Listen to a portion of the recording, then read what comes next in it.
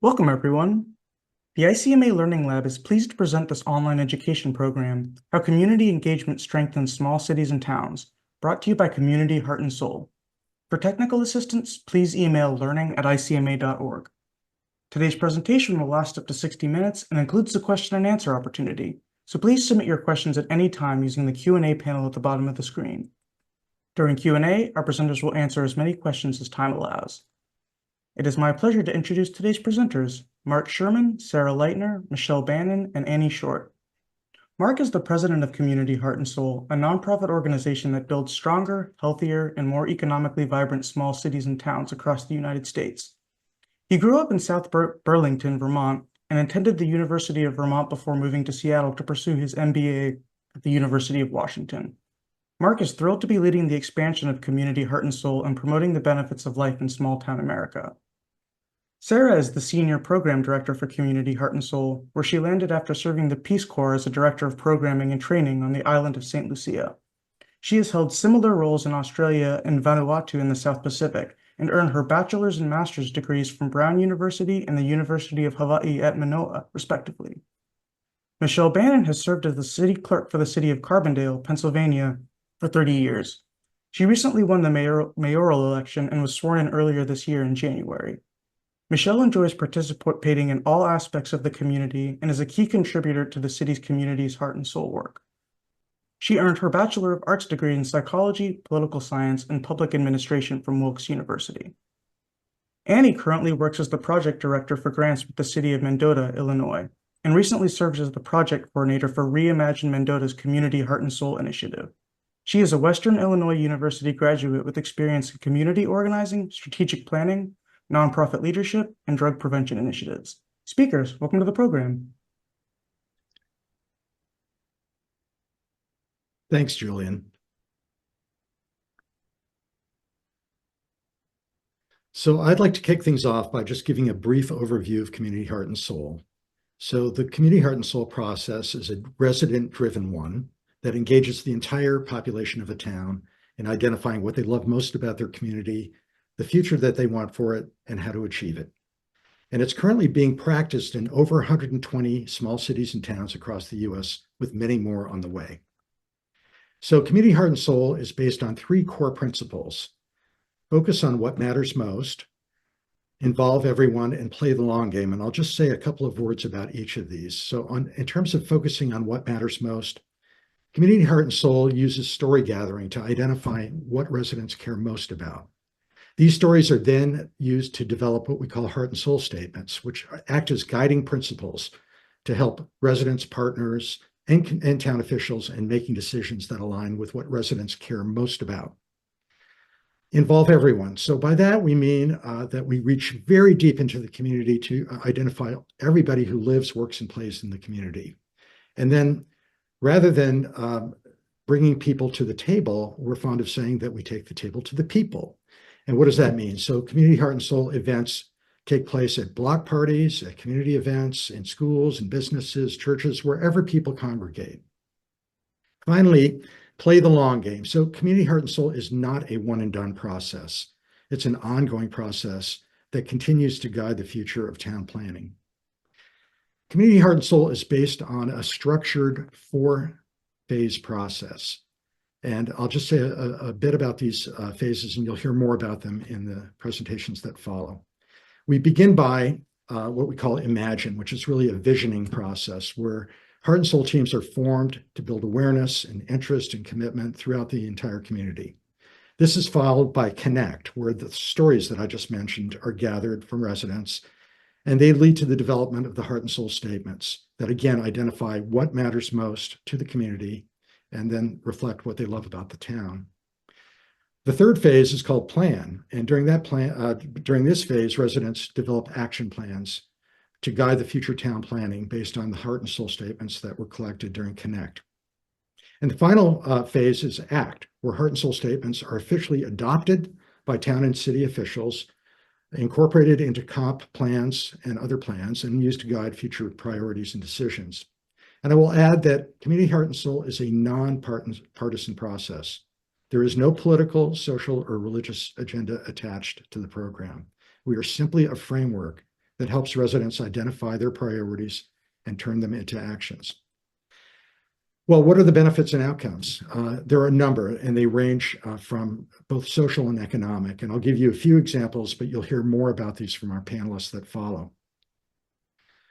Perhaps most important are that pride, civility, and respect grow throughout the community. And as a result, trust is built as residents feel more connected to one another. And we feel like this is a very important benefit given the current division that we see in a lot of our communities. So this is one of the really important social benefits of Community Heart and Soul. And as you'll hear from panelists, volunteerism increases and many more residents run for local office. We also see an improvement in economic conditions that result from increased local investment and the opening of new businesses. And very importantly, the town officials gain a much deeper understanding of what matters to residents. So that's my brief overview. And at this point, I'd like to turn it over to my colleague, Sarah, who will provide a brief overview of our seed grant program. Sarah? Thank you, Mark. I just want to take this opportunity to tell everyone a little bit about our seed grant program, which is really a great opportunity for communities that are poised to implement the community heart and soul model.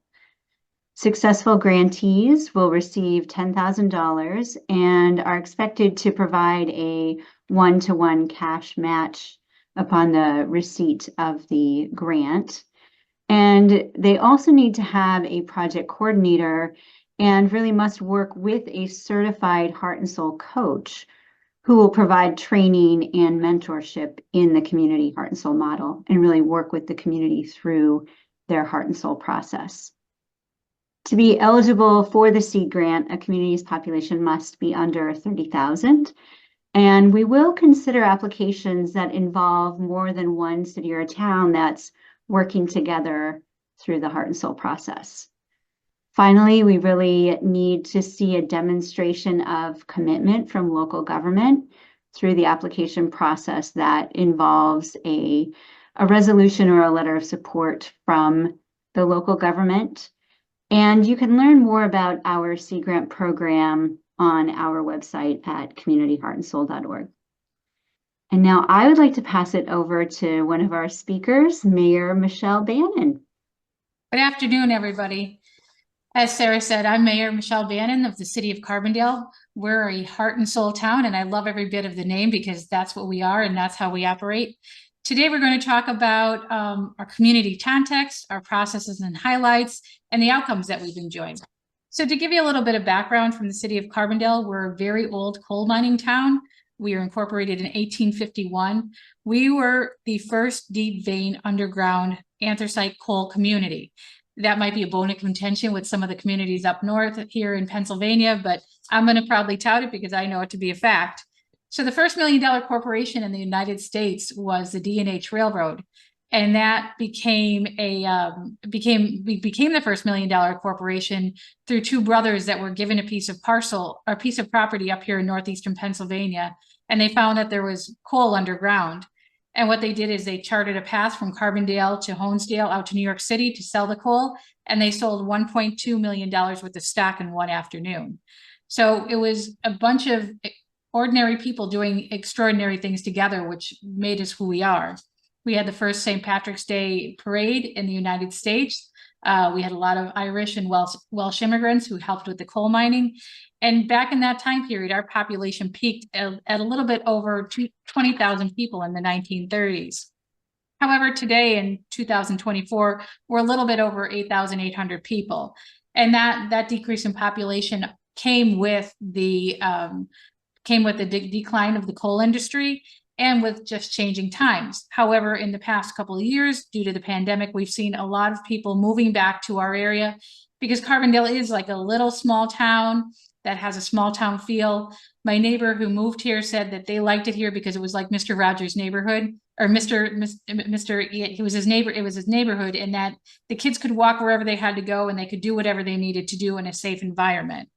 We are the second largest city in Lackawanna County, and we're the downtown for a lot of local other municipalities. You know, we like to think of ourselves as the center of the wheel, and the other municipalities around us are the threads that go off of that. We enjoy a YMCA that's ranked 5 in the United States of America. That was a project that was undertaken during the recession back around 2013, where they locally raised over $14 million. So there's a lot of people that want to do good and want to commit themselves to projects that mean something. So we also have a trail. They've taken the old railroad trails that ran through the city, and they've turned them into a heritage trail, and they run from Scranton, Pennsylvania, all the way up north to the border at New York. We have a lot of traffic on those trails, and we see a lot of people who enjoy being outdoors and taking advantage of all our amenities. So when the concept of Heart and Soul first came about, I loved every part of it because it talked about joining people together and having them choose the direction they wanted to go. And as a city employee for 30 years, now I can say 30 years, I thought that, we sit here in the building in our ivory tower, and we really don't get to touch what people want to do every day. So by doing Heart and Soul, we were able to get out into the community, and we wouldn't be able to do this without using a lot of collaboration between many organizations. I know this looks overwhelming to a lot of people because too often too few do too much, but I think that it's just joining this. What Heart and Soul did, it put us together, made us realize we all have the same goals and values, and we want to work through this to the same outcome. So our project coordinator was NeighborWorks Northeastern Pennsylvania, who is a powerhouse in Northeastern Pennsylvania. I've sat on the board for the past 16 years. Their staff is incredible, and they've actually coordinated the process for us, and they've done a great job. And then a key element of this process is story gathering. And I quite frankly love stories. I love to hear people's stories. I love to hear where they came from, what they do. But there's an organization called Valley in Motion. They took the lead on gathering the stories. I find that when somebody from the municipality or the city sits at the table, it gives them too much of an opportunity to either not say what they want to say because they feel that they need to say the right thing, or say things that wouldn't be productive to a conversation or move you in the right direction. So Valley in Motion did a great job on gathering that information and getting the stories together and listening to them and being able to hear what people have to say. We have our own Chamber of Commerce.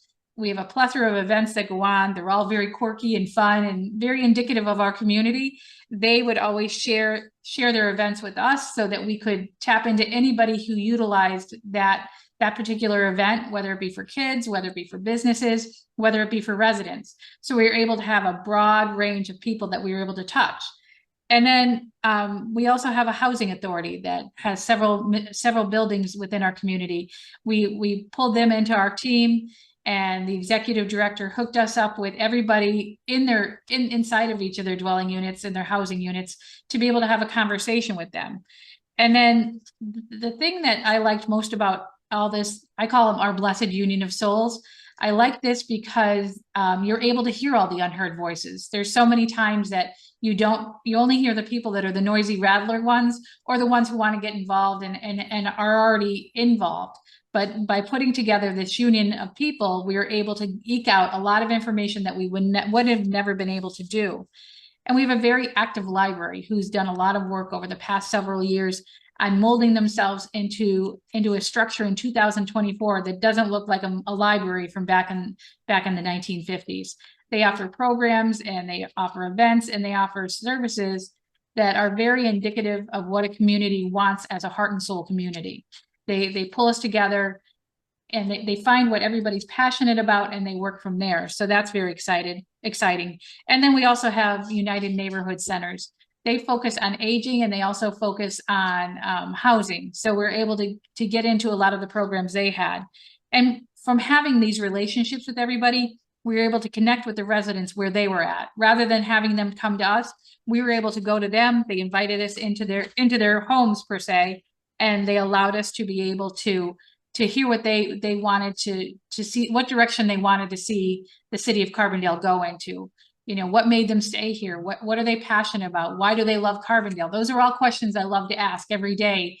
And I've learned that through Heart and Soul, because when you stop and you take a deep breath and you say to yourself, I'm sure that you're upset about something that happened, but what do you want and what do you love about here? That's where the conversation can grow into great fruit, and you're able to reap the harvest of something way better than a complaint that you normally hear.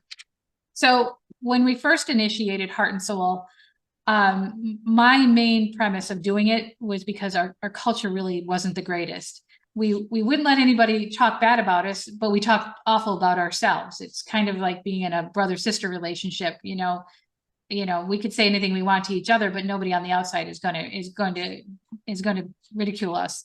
So we came from the perspective of listening first, letting people, asking the questions and listening to what people had to say, because too often we're all too busy worrying about what we're going to say next, rather than sitting back, taking in and hearing what people want to tell us. And we like I said, I can't say this enough. We focused on the hidden voices, the people that don't get to say what they want to say, that aren't asked these questions, and that have so much to offer. That was really important to us.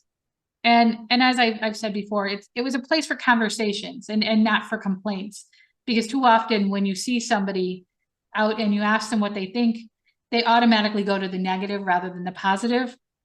So, and this is by no means sugarcoating anything.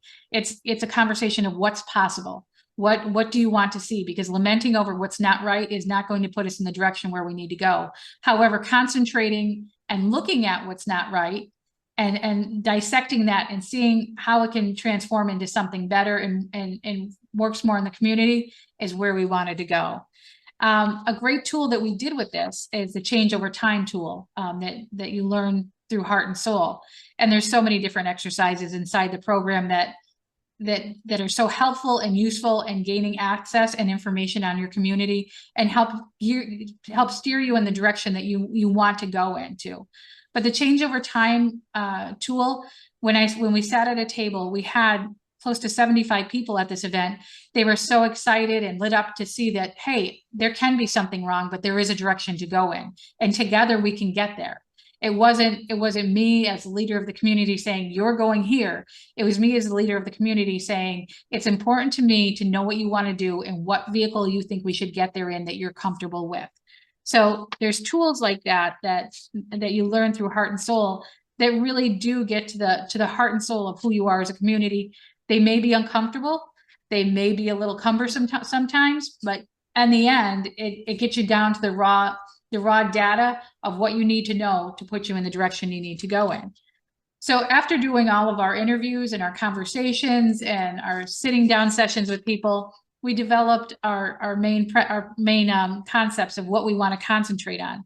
We took these to Carbondale City Council, who is very excited to see this happen in the community, because, for too long, we're pretty much bankrupt and bankrupt in the sense that we think that we've utilized everything and there's nowhere left to go. But City Council saw this as a great opportunity to be able to get moving in a direction that was productive for the community.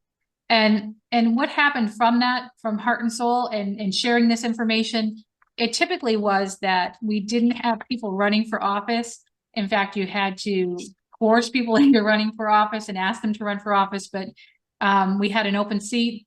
18 people applied for one seat, and there were several people that ran for other seats. So it showed that it sparked an interest, and it sparked an interest in people wanting to get involved with their community, because our community was more invested rather in the day-to-day technical aspects of the community, but more in the heart and soul concepts of how do you get out there and build a community. So what we did through Heart and Soul is we created a community vision, and that community vision was put together with NeighborWorks, and we were able to develop a core plan called the core neighborhood plan. And we took everything that they said and everything that they wanted to do and everything that they liked, and we put it into a plan where now we're actually reaping the benefits of, we have the plan together and we've applied for funding and we've received $375,000 over the next 3 years to fund this program. And of course, we'll have other options too. It focuses on our trail, it focuses on parks, it focuses on walkability, it focuses on everything that people said inside their interviews for Heart and Soul. And then also people wanted more businesses in our downtown, and they wanted our downtown to thrive.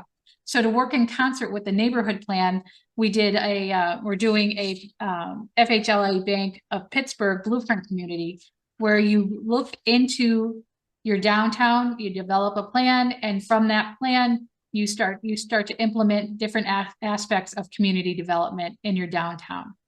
So as you can see, there's so many different tentacles that grow out of being a part of Heart and Soul that we have them every day. Actually, you know, I get little miracles every day that show you how Heart and Soul has actually contributed to the culture of who we are now. How everybody knows that we're singing from the same sheet music and that their voices matter, and we want to hear from them. So thank you so much for having me. I'm more than my information's up on the screen. I love to hear from people. I love sharing our story, and good luck with everybody. And I'd like to just pass this back on to Annie, who's going to talk about Mendota.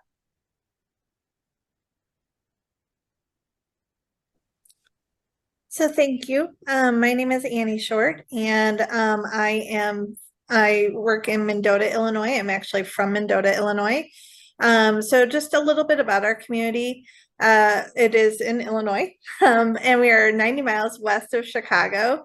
We have a population of 7,000. We have a 46% Hispanic population. Many of them moved to our town to support Del Monte and with the farming, and Del Monte is no longer there, but the Hispanic population is. We also are a stop on Amtrak. So we actually have 6 Amtrak stops a day that take people from Chicago to Quincy. And so that's a big part of our history too. The trains really are what started Mendota. Mendota is known for the crossing of the railways, and so we really honor and cherish our trains and our farming. Our farming was a huge part of our community. So we are surrounded by corn and soybean fields, which is why Del Monte was there. But because of that, we also have an annual Sweet Corn Fest where we serve 50,000 guests annually. And because Del Monte is gone, they used to donate the corn for the Sweet Corn Fest that we would hand out free corn on Sunday. But because they are gone, on Saturdays before our event on Sunday, we actually have the community come together and we shuck 16,000 ears of corn. So that's one of our community traditions now, is doing that. And it's a lot of fun, and you get to teach kids how to shuck corn because it's amazing how much they don't know. So that's a little bit about our town. And like I said, I grew up in Illinois. I moved away. I was in Wisconsin for about 20 years. And decided to, after COVID, wanted to be close to my family, and moved back to, I took over my parents' house in 2022. And in 2022, Mendota also had 2 major fires. So we had the first fire up above is in August of 2022, and all 3 of those buildings that are kind of on fire, those are gone now. So we have a huge vacant lot there. And then shortly after, just in December, we had another huge fire. And so basically all of those buildings in that second photo below, all of them except for that one with the 2-story with the large white roof, all of those are gone now too. And in fact, one of those buildings that is gone is where my mom used to own a restaurant. So the big joke was I was going to take over my mom's restaurant and have a coffee shop. And I figured the fires were God's way of saying, don't even think about it. I'm a community organizer, not a restaurant owner. So, but I had heard about Community Heart and Soul in Wisconsin when I was a nonprofit director, and somebody had approached me with Community Heart and Soul. That community had just gone through a community assessment.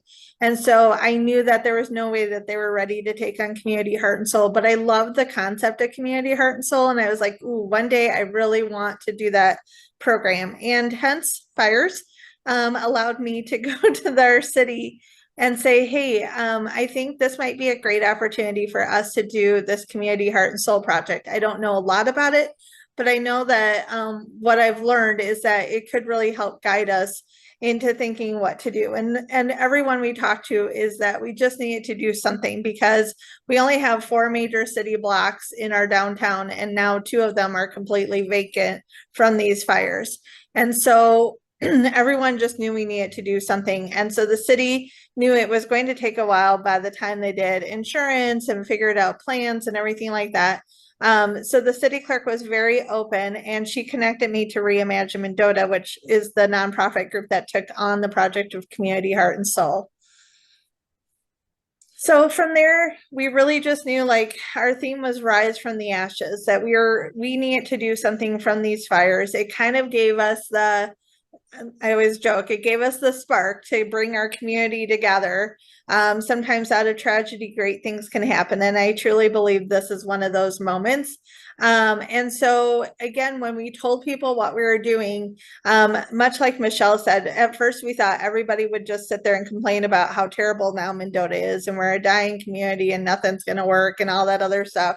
But what I loved about Community Heart and Soul is it was a way for us to focus on what was good and also recognizing, yes, we have some areas that need improvement, but not to dwell so much on the things that weren't good, but dwell on what we wanted and what we want to aim for. And so all of our conversations, I think and I was pretty much part of almost every conversation except for the individual stories.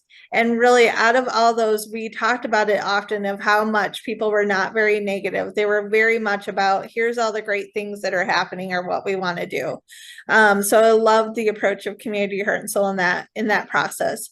So because we were in an urgency to figure out what to do, because we didn't want the insurance to be done and then all of a sudden the city just start doing something. We wanted to be really thoughtful and intentional of where we're headed. Our group went into action, and for 6 months, we just cranked through every opportunity we could to find out what people liked about Mendota and what they wanted for Mendota. So we were at farmers market, we were at every nonprofit event, we were at every little league, we were at soccer games, we were everywhere asking people what they wanted. And we had those little blue sheets, so you can see the blue sheets there, and we actually color coded it. So the blue was for one question, and then we had a pink and a yellow. So if they said, oh, I filled out that blue sheet, we're like, oh, wait, we've got another sheet of color for you to fill out. So we asked all kinds of questions. It was funny, so Facebook is golden in our town, and people started to share things, and they're like, oh, were you at the farmer's market with those Community Heart and Soul people with their sheets? Make sure you go talk to them. So people knew this was the place to go. So not only were we at every event, but we hosted 8 listening sessions all throughout the community at different times. We did coffee hours with the farmers. We did we did a business after hour event to get the businesses there. We also really wanted to make sure, because Community Heart and Soul is great about this, is making sure that we're hitting all of our targets of audience, from ages to how long they've been in the community to social economics. So we create the coloring sheets that you can see there with our 3rd and 5th graders. And so they colored those to tell us what they liked about Mendota. We sent out surveys. We went to our low income housing and really then just empowered all of our members. We did a 20 cups of coffee, encouraged each of our members to go talk to 20 different people to get the surveys. So out of all of that, we were able to get 25 of our population to give us input.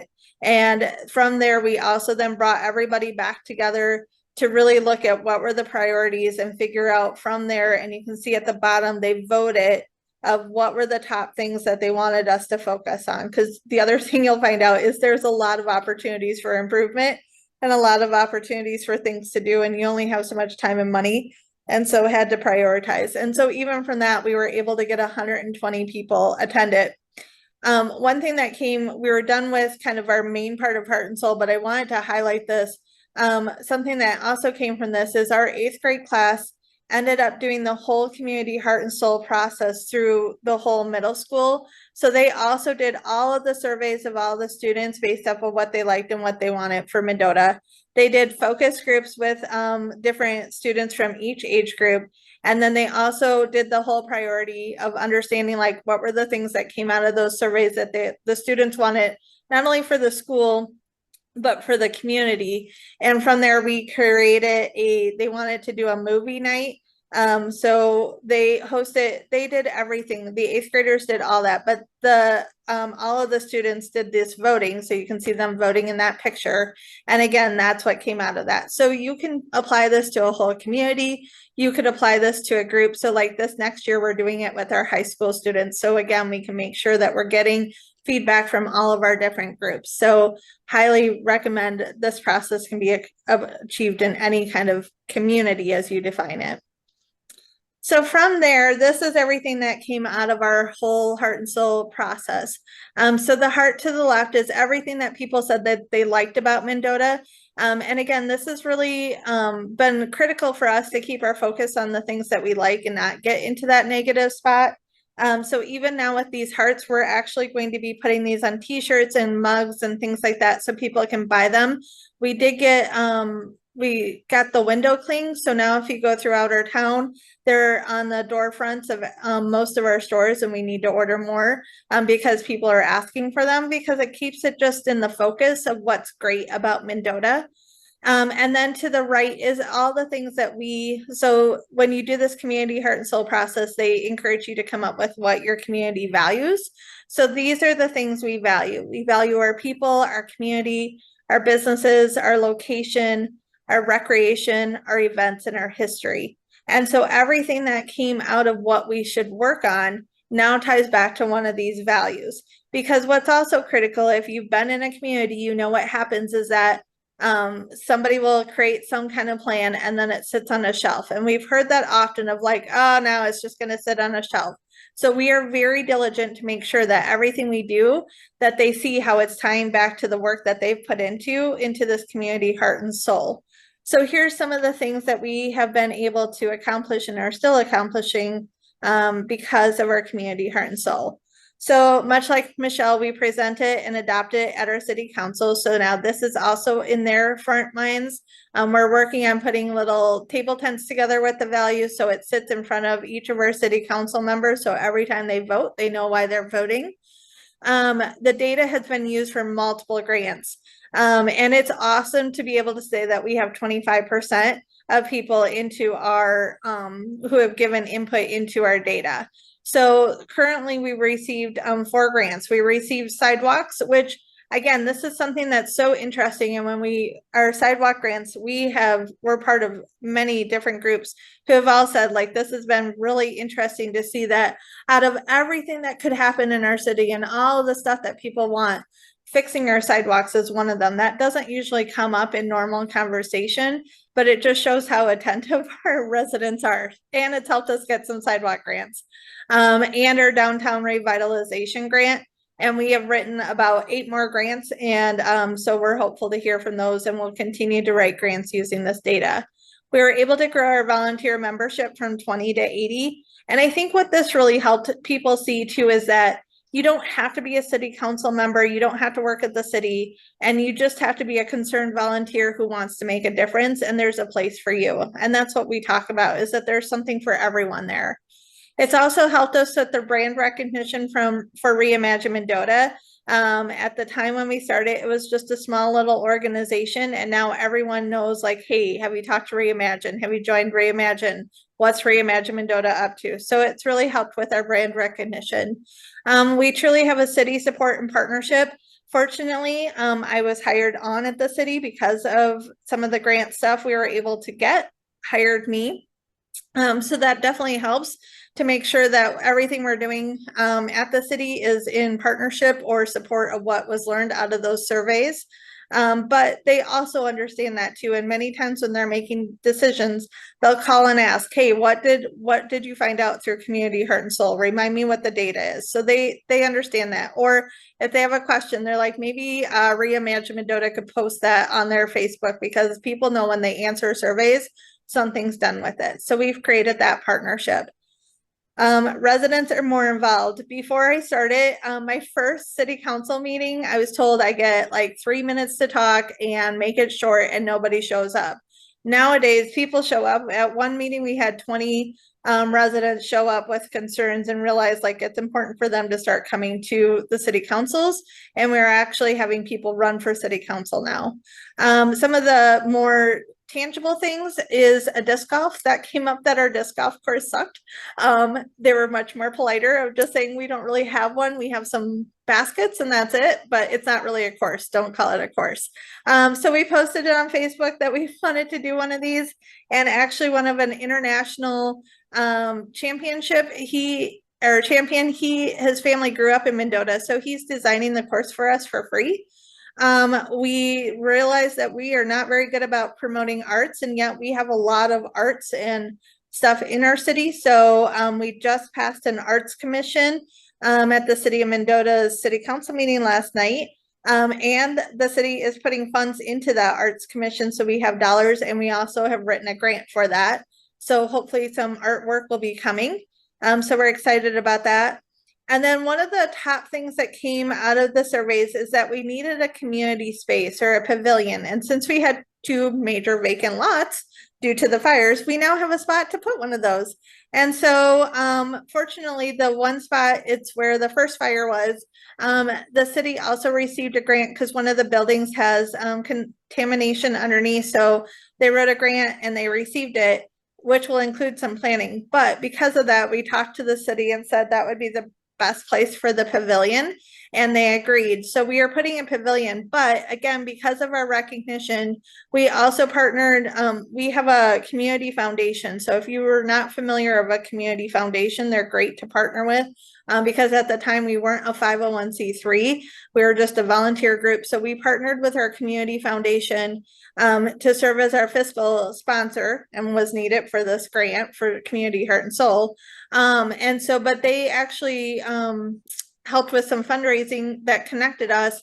And we had just talked to one of the organizations about why we were doing Reimagine Mendota and the pavilion. And they were like, well, let us get back to you. And in a week, they messaged us and said, we believe in Reimagine Mendota, loved everything that we were doing with Community Heart and Soul, loved all the results that we were getting. And so they gave us $100,000 dollar for dollar match to start that kickoff for that fundraiser. So that's kind of right now our big initiative, but lessons learned from Community Heart and Soul. Everyone's like, what's it going to look like? And we said, we don't know, because we got to ask the community. So starting next week, we're actually going to post and ask people to start turning in pictures and drawings and things that they like. So in the next 3 months, we can collect that data. So when we meet with the architect in early spring, we can say, here's everything that the community really wanted for this, and they can design the pavilion based off of what we've gained from our Community Heart and Soul initiatives and from learning that that skill of asking those questions. So as I was telling the staff of Community Heart and Soul, really, I feel like everything that has really been going well since the fires and everything that we're doing and what we're learning, it's really a result of Community Heart and Soul. And I can't say enough for the organization. Our coach was amazing, very supportive, was great giving us ideas from like how other communities were doing things, have connected us to projects that we are now working on. And so Mendota really is going to rise from the ashes, but it was really from a kickstart from Community Heart and Soul. So we are forever grateful. So with that, I am going to turn it over to Julian for our Q&A. Thank you. Feel free to submit any questions via the chat or the Q&A panels, but we'll go ahead and kick off with ones we've received so far. And the first one is, what types of projects are eligible for seed grants? And I think this is for Sarah. Thanks, Julian. So the seed grant is really set up to be actually for starting or, you know, doing that initial start of the Heart and Soul process. So it's not for specific projects per se, but it's actually to get the process moving in your community. Thank you. Mm-hmm. And another one from someone in Blacksburg, Virginia, with Virginia Tech. Does the population for the grant factor in temporary residents, such as students attending a university? I'd be happy to jump in on that one. So we obviously, as I mentioned earlier, with Involve Everyone, we look for who lives, works, and plays in the community. And we know that a lot of communities swell up for because they have students, or maybe they're a resort community. For example, here in Vermont, where we're based, we see a lot of small towns double or triple their population in the winter. So everybody's invited to provide their input. But when we evaluate the seed grant eligibility, we're looking at, you know, the published census data. And, you know, I think there was another question in the chat that I saw about, like, what is the population limit? So as Sarah mentioned earlier, the upper limit is 30,000. And we've just found that we do best in communities of about 30,000 or less. And we used to have a lower threshold of 2,500, but we did away with that because essentially the market, the communities that were interested told us, but wait a minute, we have fewer than 2,500 people, but we're very interested in doing this work and we're incorporated. So there is no lower limit.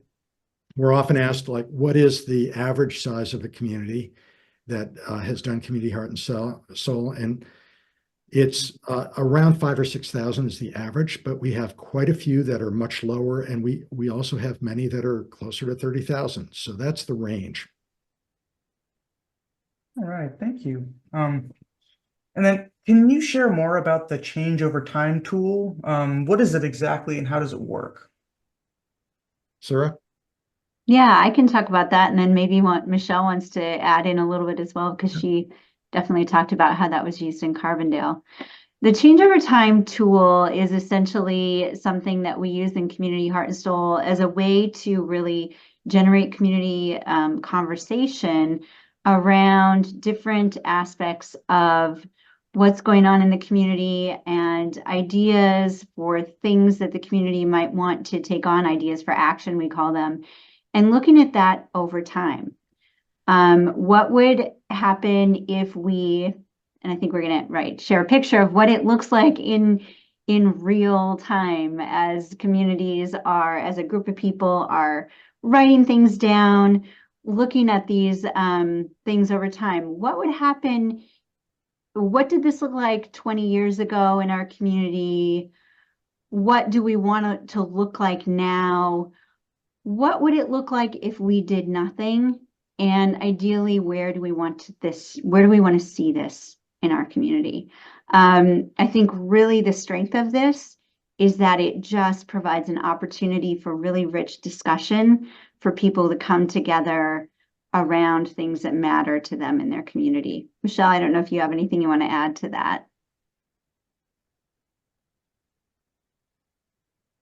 I think you're on mute. Sure. So for us, it's not only a tool, but an exercise to see things get done, but it's also a training mechanism. And I say that politely because a lot of times people don't know how to communicate effectively, and they don't know how to articulate what direction they want, where they want to go, and what they want to have happen. So this actually let us acknowledge what's wrong. Okay, if we don't do anything about it because we're going to sit and complain about it, what will happen? And what happens when we collectively think in a tank together, respectfully and thoughtfully? This is what we can produce. And I say this all the time. NeighborWorks is great at this. When you operate from a think tank, you take one seed idea and you blossom it into an orchard of greatness. So, that's exactly what this does, this exercise. So. All right, thank you. What is the difference between a strategic plan versus your program for the Community Heart and Soul folks? So I'm happy to answer that. So a typical strategic plan is done by a small team, and it may actually be done by a consultant. And it is, got a very high level set of objectives. And oftentimes what's missing is the, broad input from the community. And so that's really what we provide. As we've mentioned, and we've cited many examples, we reach deep into the community to make sure all the voices are heard so that when a plan is developed, it reflects the entire community. It's not something that's developed in a vacuum. So I would say that that's the major difference. The other thing is that our plans are very action-oriented. Our founder was a very successful businessman, and one of the things that he really insisted on when we came up with this process was not to just have it be a set of abstract values, but that it had to result in very specific actions. So as you've heard, there have been great examples that were cited earlier. At the end of the process, the end of the Community Heart and Soul training process, we generate a lot of short, medium, and long-term actions. So these action plans are put into process. They're typically funded and executed by the community through nonprofit partners. Often town government, will be a contributor and a participant. The residents, oftentimes they do fundraising and whatnot to staff the projects and to fund them. So it's very much a community-driven process. Thank you. We got another question from Hawaii, someone in Hawaii. So thank you for joining us so early. And the first part of that is the pool of the interested and willing is typically limited. How do you get non-regular volunteers to the table? And then the second part of that was, how do you engage members of the community from multiple cultures within it? This is more so aimed at Sarah, who has worked in and understands the diversity of the Pacific Islands. Thanks. Well, I'm going to start off by a phrase that one of our coaches in Georgia uses all the time. This relates to of getting people involved. And I just love this phrase. She says, got a minute, got a morning, got a month. In terms of community heart and soul, we really, one of the things that's really, I think, one of the strengths of the model is that it opens its arms wide to anyone who in the community who can contribute in any way they can. It's not about being, you've got a meeting every week and you need to be there every week. Some people can do that, but some people can't.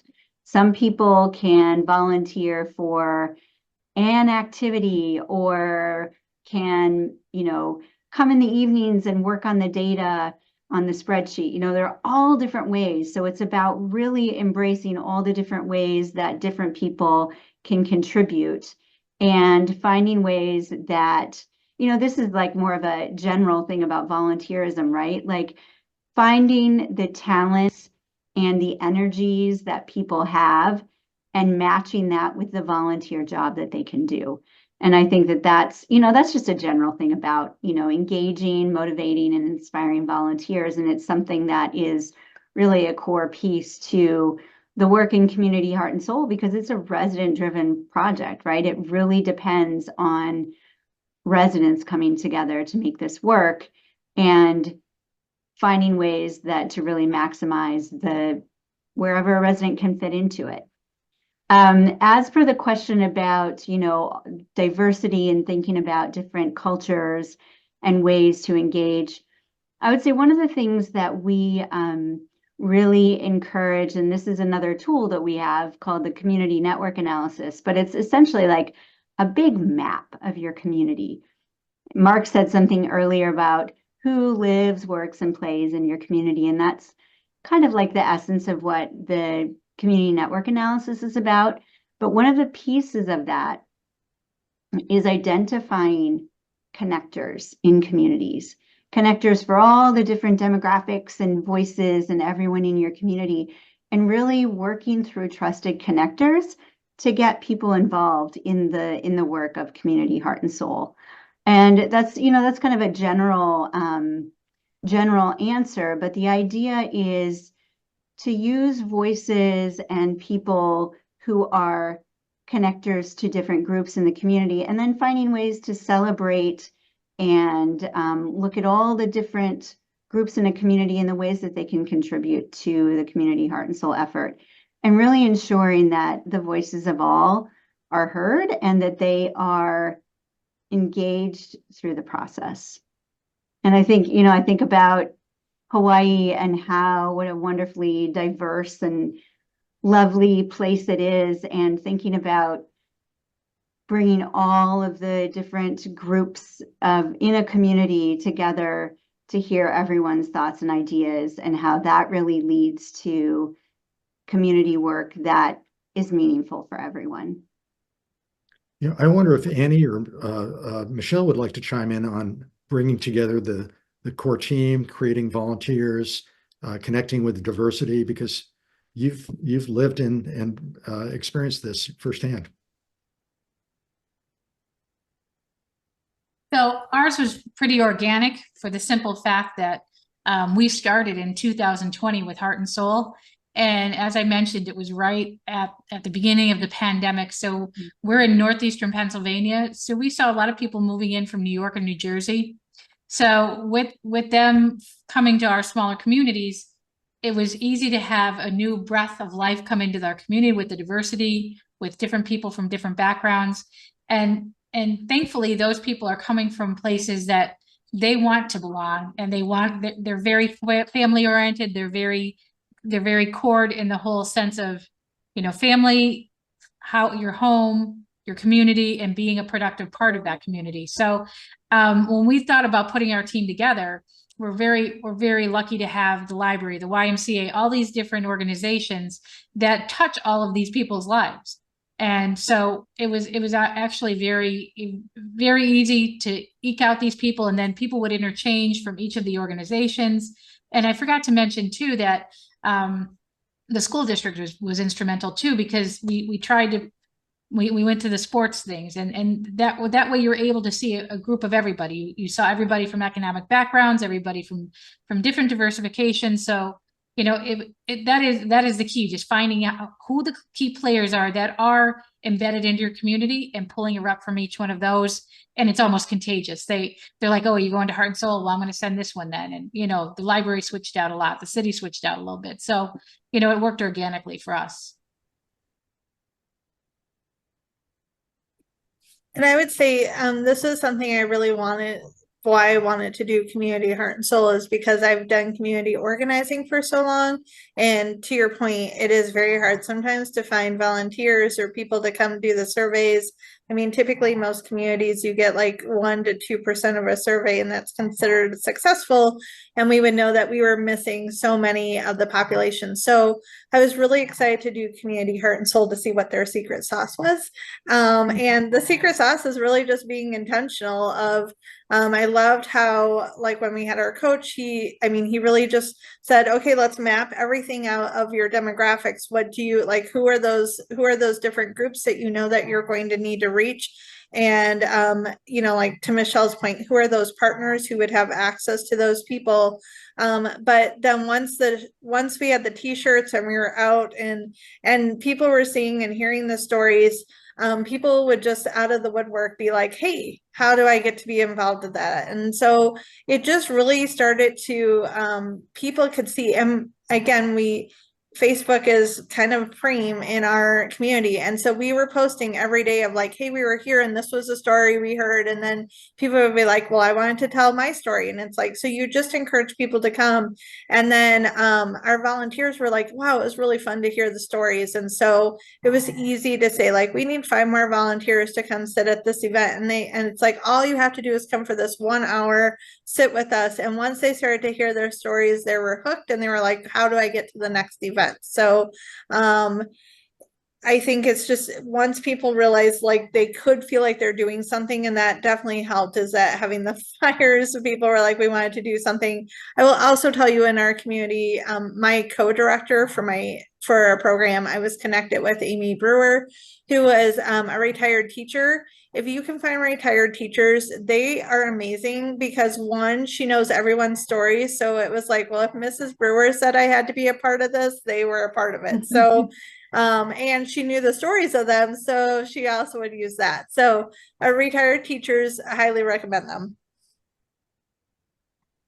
Thank you. Another question, how did you manage the negativity, and how did you keep people who only wanted to complain from taking over the conversation? I'll jump in, Annie. So that is very difficult. And I think the best way to manage that is to just hear them and then redirect them. And the great thing about Heart and Soul is they actually give you tools and exercises to be able to manage your way through that. At the beginning of the process, you kind of distinguish who's what and what techniques people use to implement their daily lives. And there's a lot of work up front that you do in Heart and Soul to figure out who does what does who, and how you operate as a human being and how you think. Heart and Soul gives you a lot of tools to be able to manage your way through that, dance through those conversations, and redirect people into the realm of being more productive in their conversation than destructive. So. Mm-hmm. And I would say for us too, I mean, again, we were surprised at how little negativity there was.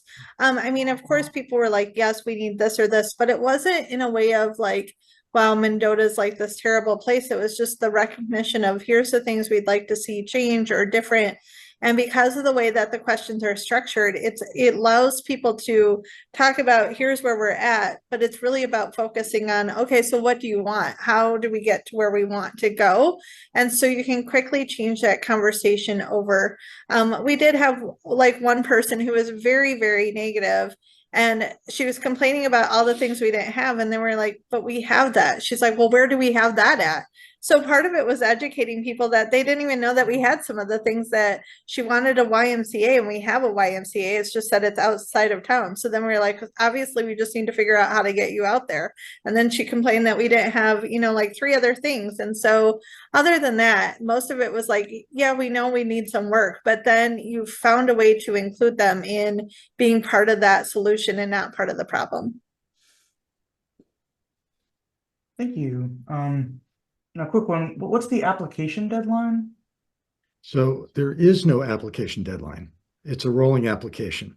And we consider the grant applications in very short order. So each month we get more applications in, and we are typically able to turn around our decisions in a matter of weeks. We do have some requirements up front. Again, as Sarah mentioned, all of the information on the seed grant program appears on our website, communityheartandsoul.org. So you'll see a whole section devoted to the seed grant, but we try not to make communities jump through too many hoops, try to simplify the process as much as possible, and then turn around our decisions in short order. So hopefully that answers the question. Also, Justin just put a link in the chat with a direct link to the website. Thank you. All right. Are grants available for small community organizations such as neighborhood associations? No. I'm glad that you asked that, because we get a lot of requests for very specific projects or organizations. And honestly, most of these are very worthwhile endeavors. But the seed grant is really for, as Sarah mentioned earlier, funding the process. So there are 3 types of expenses associated with implementing Community Heart and Soul. One is the coaching, and there are coaching fees for the independent coach, but for communities that happen to be adjacent or served by a community foundation, oftentimes we have coaches who are trained and they can provide the coaching for free. So it really depends on where you're located, but there may be fees associated with coaching. There's the project coordinator, which could be volunteer, but is often something where somebody is subcontracted to coordinate all the various activities and keep the project moving forward. And then the third one is just literally the project related expenses, which could be things like poster boards or pens or food or childcare or renting a room and so on. So those are the 3 types of eligible expenses for seed grant expenses. Thank you. And can grant funds from other sources be used as a match? Yes. Yeah. It has to be, as we say, a dollar for dollar match, but there are often, grants from a local nonprofit or a foundation or a philanthropy or whatever. And so the answer is yes. All right. Do you recommend associating with a local community group rather than a local government and bring the local officials in after the plan is created? No, we'd like everybody to have a seat at the table from the get-go. Sometimes it works that way. Sometimes it's initially a set of partners, and then town government comes in, and sometimes it's the opposite. It's somebody from town government who initiates the process, and then the partners are brought in. But we would, in a perfect world, everybody has a seat at the table from the get-go. So there's no structure about when people or organizations are brought in. I believe this was touched upon earlier, but what is your process for reaching those in the community who have historically been difficult to reach? Yeah, I can take that one. Just really quickly, we talked about the idea of using trusted connectors in communities to reach out to voices who are not usually part of processes in the communities, to ensure that there's a level of comfort and, a real authentic conversation about why everyone's voice matters in the Community Heart and Soul process. All right. What is the plan for the downtown area that was in ashes for Annie? To make it better. No, so we are in the process of, right now, there is the one building that the city owns, we are awaiting a grant, to redo that. And again, the information that we received from Community Heart and Soul, was that people really wanted an incubator space and that we needed to take advantage of our train. So, and people really wanted a space for, like a coffee shop and things like that. So fortunately, we have a coffee shop that's coming in across town, or across from where our building that we own. But the building that we own that we got that we wrote a grant for, we are hoping to turn it into a public market and to a co-working space, to meet that need. And then the other thing was more businesses, and that our downtown looks old and updated. So we're in the process of trying to work on some policies and looking at redesign. We also have the redesign for the community center that I just talked about. And so really, we want to start a downtown revitalization work group to, again, kind of go through a community heart and soul process to really understand what businesses people want, because everyone wants businesses, but what does that mean? So we're really trying to understand what kind of businesses do they want and will support. And we're also working on educating community members too, of understanding how city government works, and that everybody wants like an Aldi's, or they want a Chick-fil-A, and we're a small town. Chick-fil-A's don't come to small towns. So trying to help people understand how franchises and but the importance of our TIFs and things like that. So it's kind of a big task and a lot to it, and really starts with our downtown revitalization work group, to really help model and also push forth what we want so it's not just city government, but it's a community doing it together. Thank you. And I think this is the last one we'll have time for, but we have state requirements for growth management that requires a plan update every so many years. Is Heart and Soul done simultaneously with growth planning or separate from that process? So I'll take that. We are often used as the community engagement component for comprehensive planning. And it just really depends from one community to the next. Sometimes we align very nicely with where they are in that updating process. But there are other times when we might overlap, or we may follow it. So it really depends on the timing of the individual community, but we are often cited as the community engagement component for comp plans. Would any of my colleagues like to add anything to that? Sure. The city of Carbondale, we have a program. We have a grant program in the state. It's called a STAMP. It's a strategic planning grant, and they have a finding that they go through you strategically, and they suggested we do our comprehensive plan. So by using our heart and soul mechanism of all the work that we did through Heart and Soul, combined with our state STAMP grant, which they fund a portion of it, we were able to join in 4 other contiguous municipalities to make a group together so we can do a comprehensive plan together.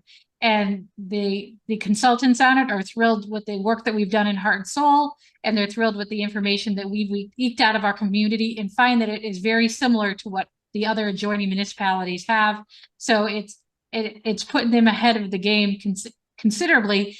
And more speaking from my perspective is the budget is much lower now because this work is already done. So, your consultant fees are much lower because you have this work already accomplished. All right. Well, I think that's all we have time for today. So with that, we must conclude today's webinar. A special thank you to our presenters and to everyone who joined us today, and we hope to see you again soon. Please take a moment to complete a brief evaluation of today's program by returning to the ICMA Learning Lab page where you logged in today. The survey must be completed to unlock your certificate for this program. After completing the survey, you can access your certificate via the Achievements tab at the top of the interface. A recording of today's session will be uploaded to the same place you found the Zoom link in the Learning Lab, along with the slide deck in the Additional References section. Today's program is copyright 2024 by the International City County Management Association with all rights reserved. This concludes today's program. You may now disconnect. Thanks.